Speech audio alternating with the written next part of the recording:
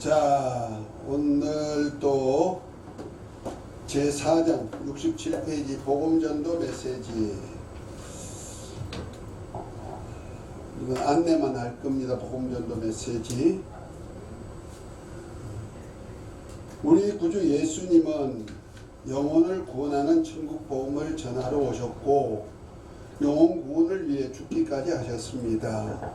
이렇게까지 하신 예수님께서 제자들을 부르실 때 나를 따라오너라 내가 사람을 낚는 어부가 되게 하리라 말씀하셨습니다. 곧 사람을 구원하는 전도자가 되게 하리라고 말씀하신 것입니다. 그리고 예수님께서 부르신 제자들과 3년 반 기간에 동거하시면서 양육하셨습니다.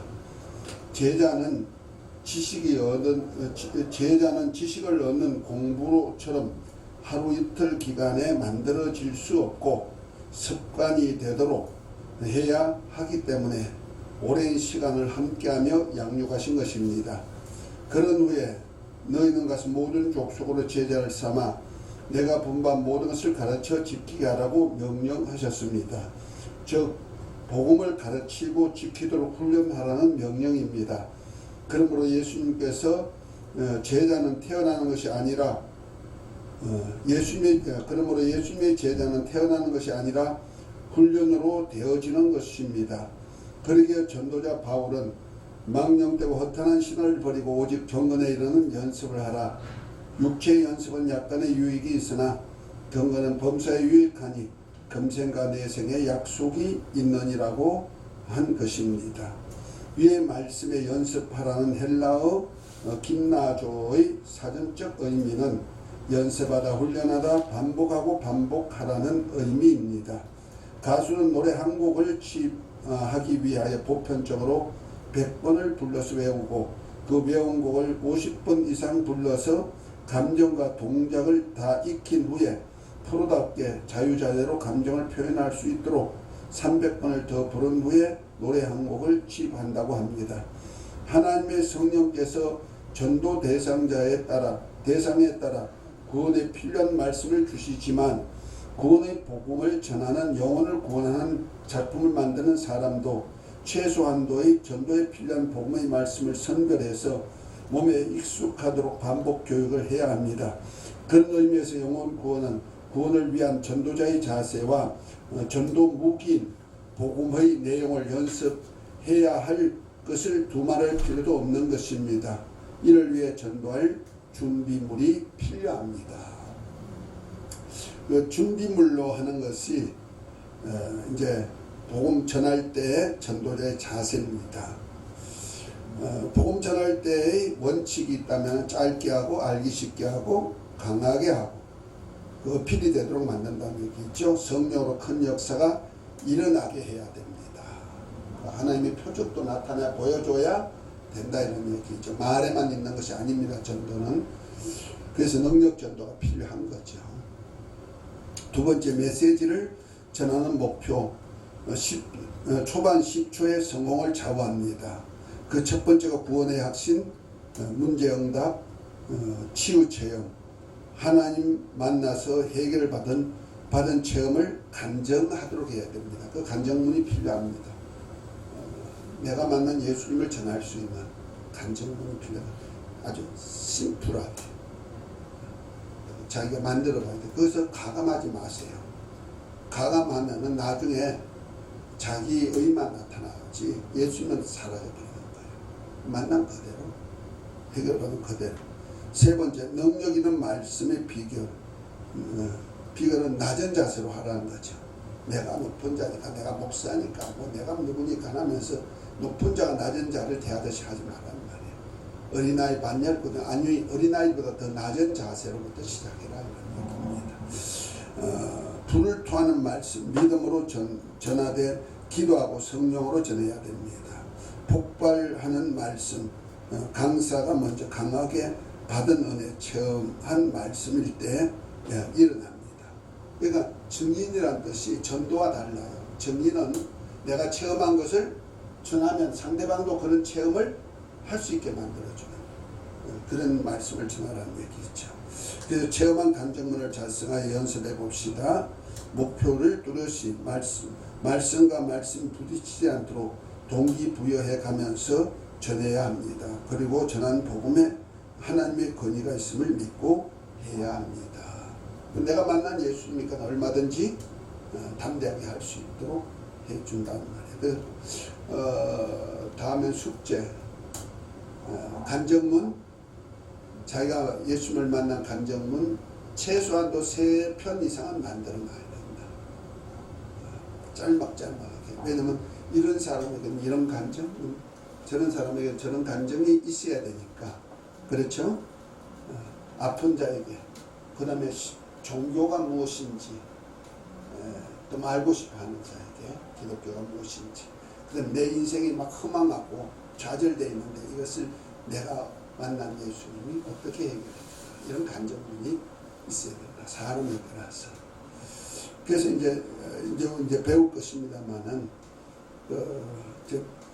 이제 우리가 이제 성경 말씀과 함께 그런 간증문도 덤에서 할 수 있는 그런 프로그램이 영업책이 만들어져 있는 거예요.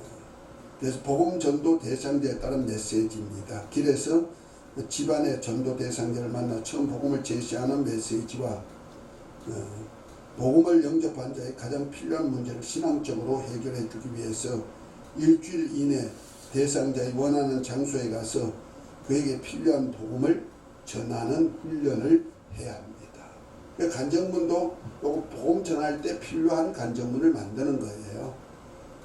그러면서 처음 복음을 전할 때 메시지입니다. 처음 예수님을 믿을 대상자에게 구원을 시키기 위한 메시지는 숙달되어야 합니다. 그래서 첫 번째 체험 간증문 및 몇 편을 작성하여 연습합니다. 누구든지 자꾸 이렇게 중복한 간증은 안 된다는 거죠. 같은 말 또 하고 같은 말 또 하고 이렇게 하면 지겨워하거든. 그러니까. 그 다음에 두 번째 복음 전도 메시지 5분이나 10분 내에 할 수 있는 메시지를 만들어야 돼요. 곧 예수님을 영접하는 메시지라는 거죠. 세 번째 간편 치유법 방법. 간편하게 치유할 수 있는 방법. 예수 이름 가지고 할 때 이렇게 힘이 나게 하는 거. 그 다음에 예수 이름 가지고 말씀 가지고 할 때 말의 능력. 그러니까 남을 사랑할 때, 미워할 때, 이렇게 말씀으로 기뻐할 때, 우울할 때 이런 것을 체험하게 시켜준다는 거죠. 말씀 체험, 예수 이름의 체험 이런 걸 시켜주는 거예요. 두 번째, 복음을 영접한 자의 양육 메시지. 복음 전해가지고 문제 있는 사람 집에 들어가. 교회까지 오면은요, 복음의 확신이 없는데 교회까지 오면 많이 떨어져 버려요. 내가 아까도 얘기했죠. 한 80%는 떨어지더라는 거예요.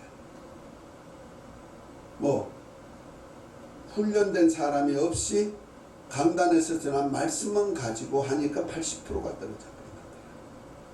그러면 교회에 오기 전에 이 사람이 복음에 대한 어떤 확신을 가지도록 만들어야 되고 말씀을 듣는 연습이 조금 필요하다는 거지. 그것없이 하니까 많이 떨어지고 이렇게 해가지고 그들로 하게 한 후에 오게 하니까 전도해가지고 와. 옆에 친구까지 데리고 오더라고. 그런 일들이 있어요. 내가 경험했기 때문에 그런 거예요. 그래서 전도하는데 이거 메시지를 전하는데 가가지고 그 사람에게 필요한 환경에 맞는 메시지를 전해야 된다는 거죠. 엉뚱한 얘기는 하면 안 돼. 아픈 사람한테 가가지고 예수 믿으면 행복하고 뭐 자제라고 심한 거 다 해결되고 이렇게 그런 메시지 전하면 안 되잖아요. 그렇죠?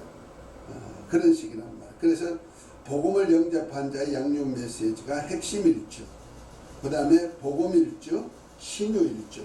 그 5번 가서 전할 수 있는 메시지를 여기 다 만들어 놨어요. 성경 말씀을. 그래서 선별해서 자기가 필요한 말씀을 가지고 딱딱 집어주면서 그에게 믿음을 심어주는 얘기를 하는 거예요. 그래서 핵심 일주는 영적인 존재로서 어려움을 당하는 자에게 자를 위한 메시지죠. 영적 문제. 영적 문제, 마귀나 귀신들에게 시달리는 이런 문제, 환경의 어려운 문제들, 이런 문제들, 영적인 문제로부터 어려움을 당하는 자를 위한 메시지가 필요합니다. 복음 일주는 생활의 어려움을 당하는 자에게 소망을 위한 메시지예요. 그 다음에 신유 일주는 각종 질병에 고통하는 자에게 치료하기 위한 메시지. 요 세 편이 다 여기 있어요. 적어 놨으니까 여러분들이 이제 내가 넘기면서 이제 다 보여줄 거예요. 그걸 갖다가 필요할 때마다 이걸 외우라고는 하지 않아요. 필요할 때 이 책을 이용해 가지고 딱딱 찾아보면 다 나온다는 거죠. 첫 번째, 두 번째, 세 번째, 네 번째, 다섯 번. 다섯 번 메시지를 전할 수 있도록. 그러면 벌써 하루에 한 번 가면 일주일 걸리는 거야. 하루 쉬고 주일날 교회까지 오면 되는 건데, 그냥 일주일에 한 번씩만 해도 5주 훈련이 되는 거고, 그 다음에 6주째 교회로 초청해도 올 수 있도록. 아까 얘기했듯이 전도해서 온다는 거야. 같이 친구한테 야 내가 이렇게 들어보니 맞아. 그리고 공부하는 중간에 또 친구 초청해 가지고 같이 들어. 그래서 그거 오면 또 예수님 영접해야지 그 사람, 그죠? 그래서 영접하는 훈련이 필요하고 그렇습니다. 자, 참조사항. 복음 제시할 때 그 사람이 보는지 보지 않는지를 살펴보고 해야 됩니다. TV가 있으면 등으로 가리거나 놀이터에 아이들이 보이면 아이들이 보이지 않는 방향으로 돌아앉아 둘만의 공간을 만들어야 합니다. 그 창문 보고 하지 말라는 거야. 창문이 볼 수 있도록 하지 말라는 거야. 나는 창문을 보더라도 그 사람은 창을 등에 치고 하게 만들라는 얘기죠. 하여튼 이런 것이 아주 미세한 건데도 그 여파가 있어요. 눈길이 한번 옆으로 가는 순간에 마음이 흐트러져 버리니까.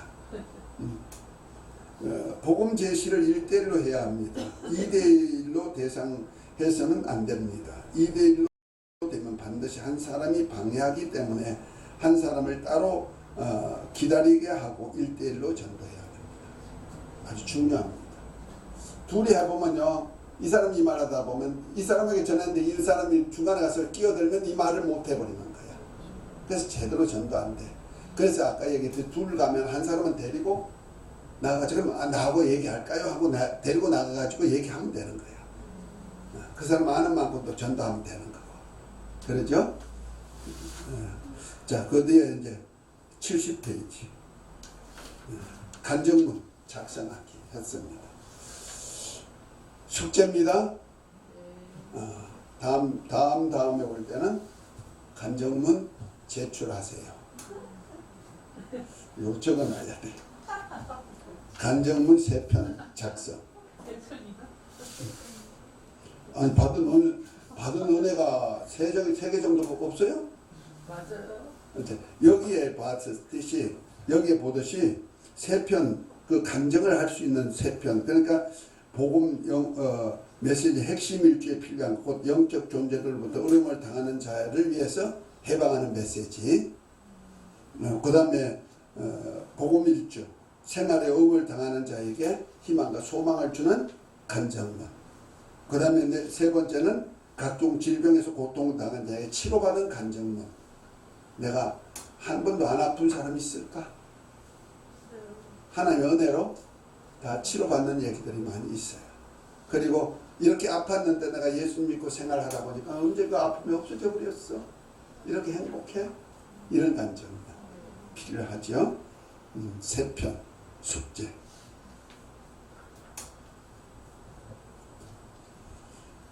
자, 5분 전도 메시지는 여러분들이 영접하기 위한 거니까 한번 다 읽어보시기 바랍니다. 자꾸 읽어요. 자꾸 읽어보면은 내가 할 얘기, 상대편으로 유도하는 얘기 다 옵니다. 그 중에도 다 이렇게 복음 제시하면서 세 번째 72페이지. 그러나 예수님 안에 영생이 있다고 말했습니다. 예수님께서 인간의 죄를 담당하고 죄값으로 대신 죽으셨기 때문입니다. 그러면서 이사야서 53장 5절 6절을 함께 읽게 한단 말이에요. 이 말씀은 자기 죄를 인정하고 속죄연을 받게 합니다.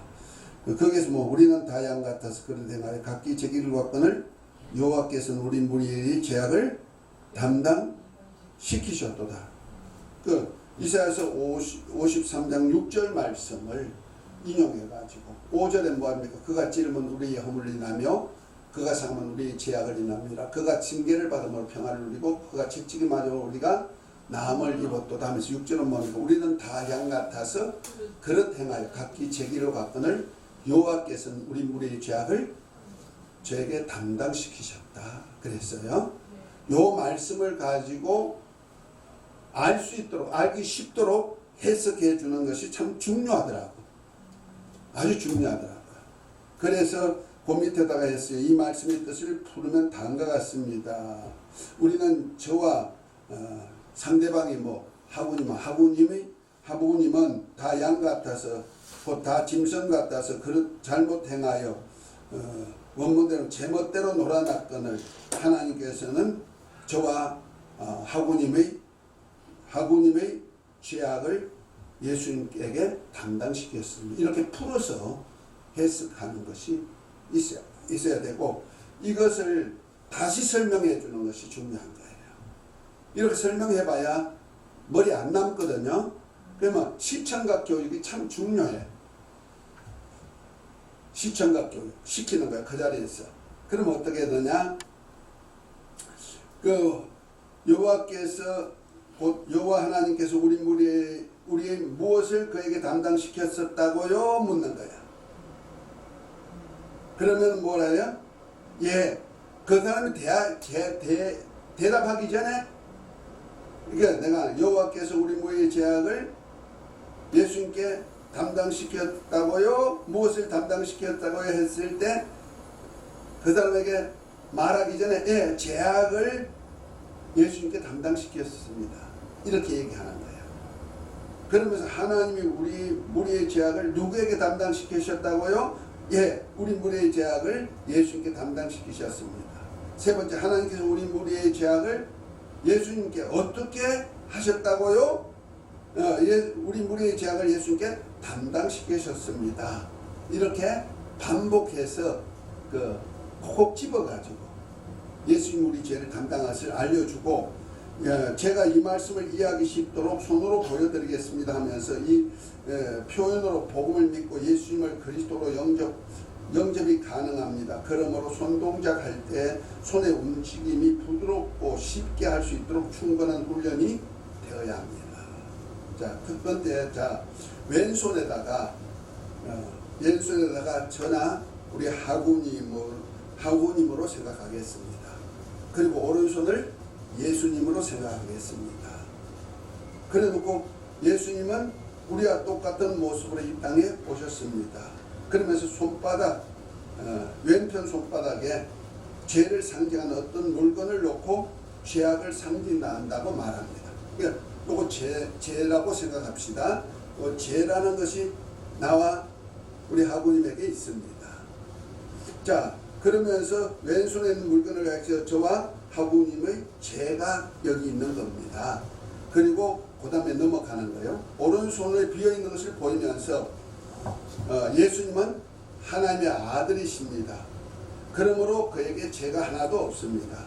자, 다섯 번째, 이 말씀을 보면서 하나님께서 저와 우리 하구님의 오른손바닥을 보여주면서 있는 죄악을 상징하는 물건을 가리키면서 이 죄악을 예수님께서 오셔가지고 물건을 딱 잡고 담당해서 십자가에 달려 죽으셨습니다.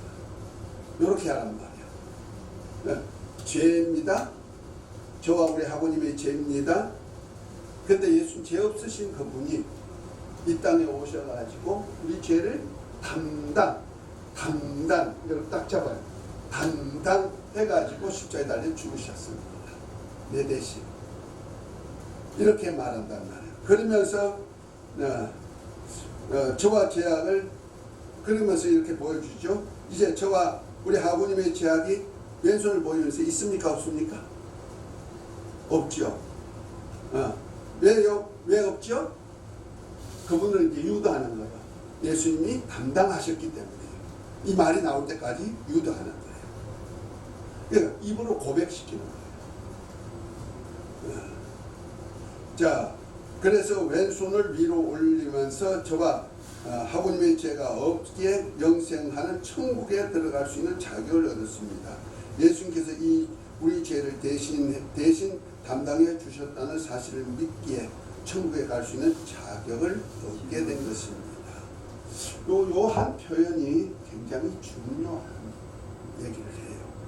그리고 또 하나는 그러나 자격을 얻는 사람은 믿음이란 정표가 있어야 천국에 갈 수 있습니다. 그래서 하나님께서 이렇게 말씀하셨습니다. 그러면서 요한복음 3장 16절과 18절을 찾아가지고 이렇게 성경 말씀으로 확인시켜주는 것이 필요하다는 거예요. 16절은 뭐랍니까? 하나님이 세상을 이처럼 사랑하 독생자를 주시니 이는 저를 믿는 자마다 멸망치 않고 영생을 얻게 하려 하심이라.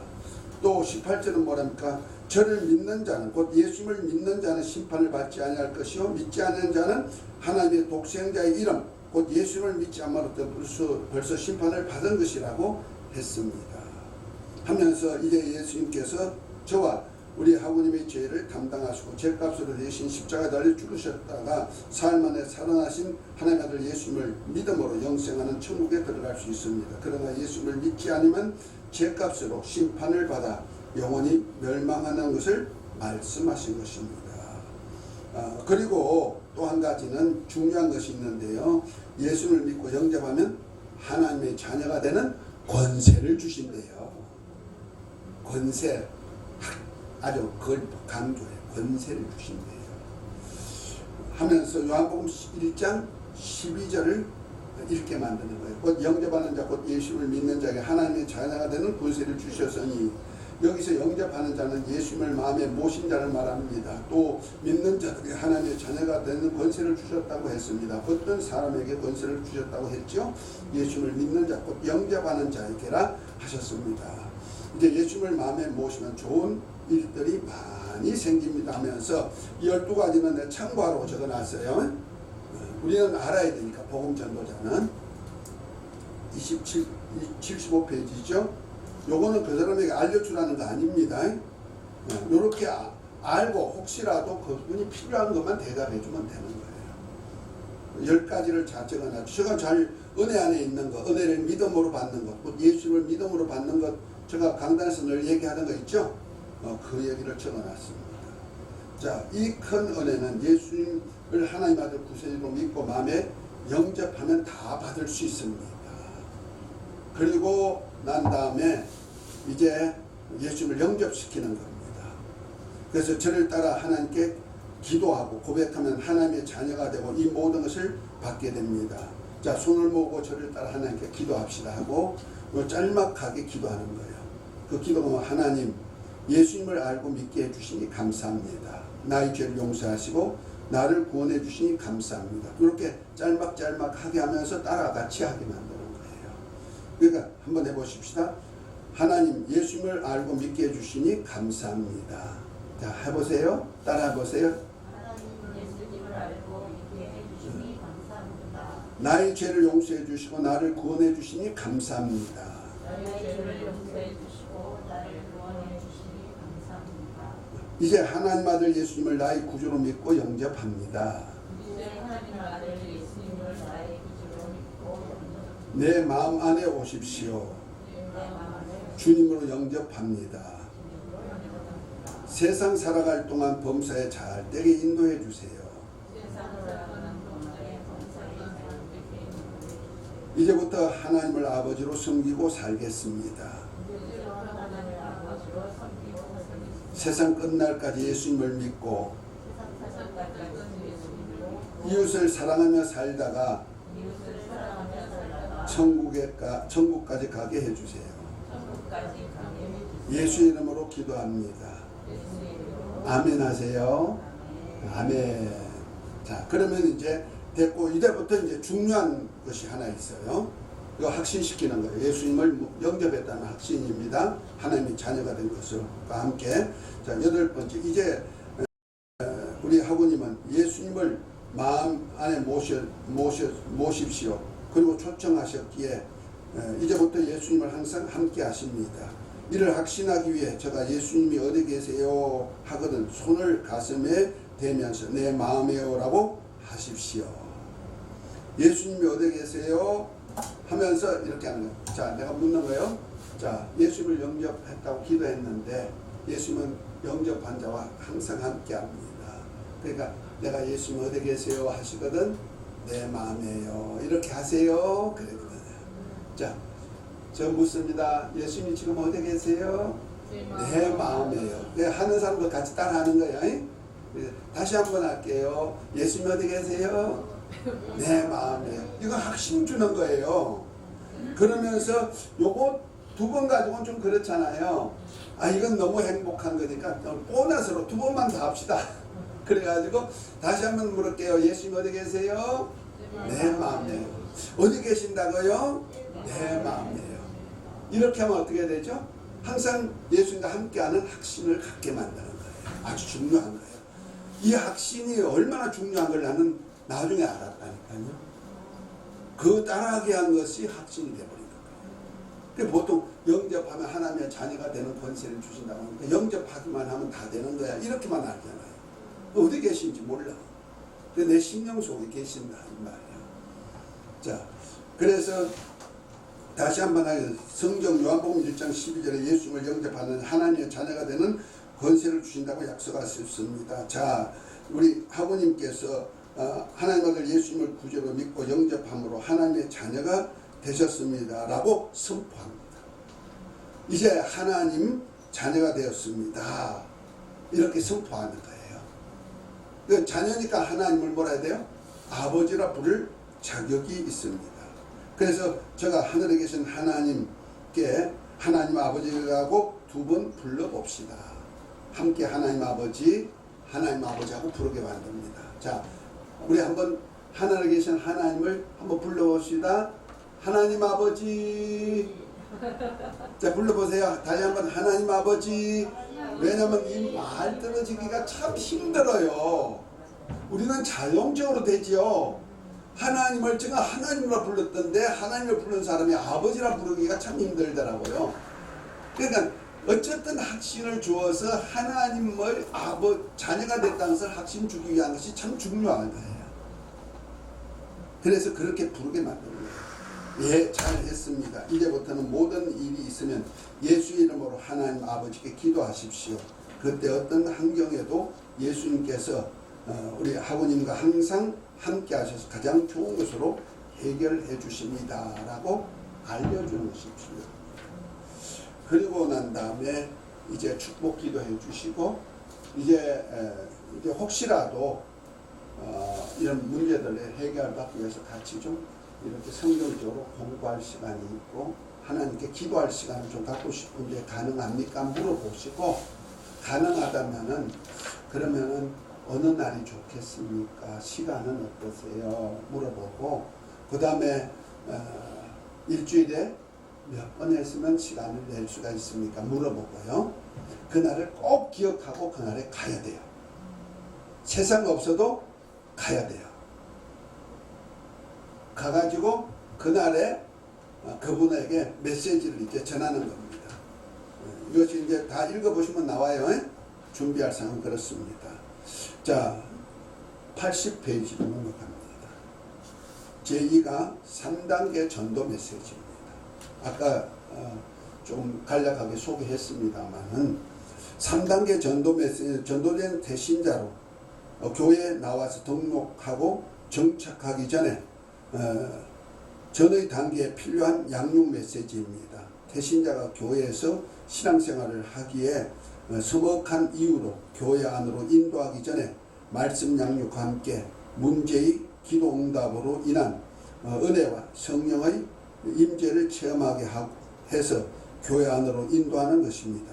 그러기 때문에 대신자가 교회의 환경에 관계없이 성도로 정착하여 신앙생활을 잘할 수 있게 하는 좋은 조건을 만드는 기회를 가지는 것입니다.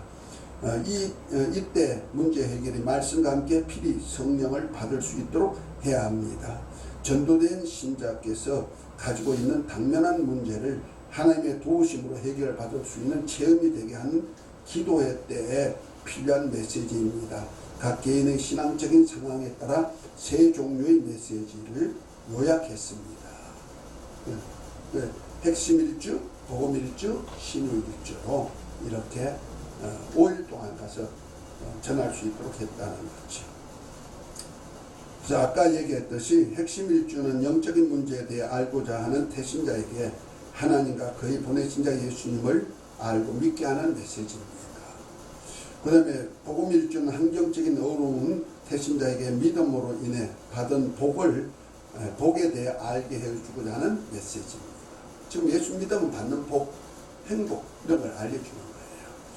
그 다음에 신유일주는 몸의 질병으로 인해 아프신 태신자로 건강할 수 있도록 믿음을 도와주는 메시지입니다. 특별히요, 태신자가 그 기신자하고 기도할 때, 곧 양육 전도자하고 기도할 때요, 기도 응답은 100% 응답. 하나님 역사가 그래요.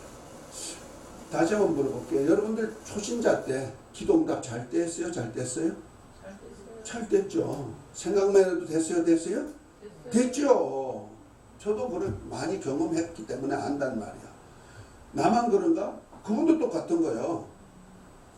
자, 이렇게 기도해 하면서 같이 그 문제를 놓고 기도했을 때 응답받으면 어떤 생각을 하면은요, 이 태신자, 곧 교회 오기 전까지를 태신자로 보는 거예요.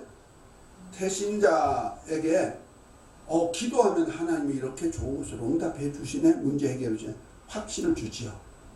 그것만 있는 거 아니요. 와, 우리 전도자님하고 기도했더니 하나님이 이렇게 응답해 주네. 그럼 누굴 존경해줘? 전도한 사람을 높여보는 거야. 이 사람은 기도가 보통 아니네.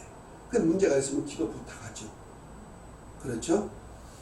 그렇다면, 야, 전도자가 이렇다면은 전도자를 양육한 목사님은 얼마나 더 잘할까? 그 성도 초신자의 생각은 그럽니다. 전도자보다가 목사님은 더 위대하다고 생각하는 거고 주의 종이라 생각하니까, 그러면 목사님의 메시지가 귀하게 생각한다는 거죠. 아멘입니까? 이